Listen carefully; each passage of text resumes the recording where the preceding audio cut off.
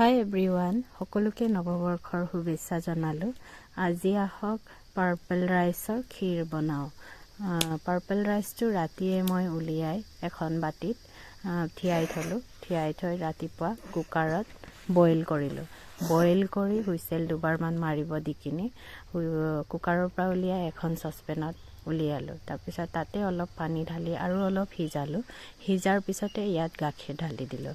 গাখীৰ ঢালি dry fruits বেছি একো দিয়া নাই, আলমণ্ডছ দিছোঁ আৰু শেষত ব্লুবেৰী অলপ দি দিছোঁ।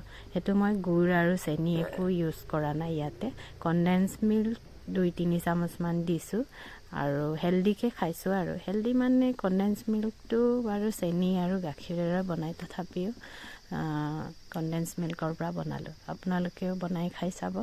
কিন্তু এইটো ঘৰৰ চাউল হয় কাৰণে সোনকালে সিজিছে। আপোনালোকে যদি পেকেটৰ কিনে তেতিয়াহ'লে ৰাতিয়ে ভিজাই থ'ব লাগিব আৰু কুকাৰত মাৰি ল'ব লাগিব।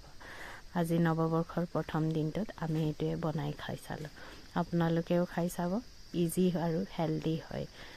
মোৰ ভিডিঅ'টো কেনে পালে কমেণ্ট কৰি জনাব।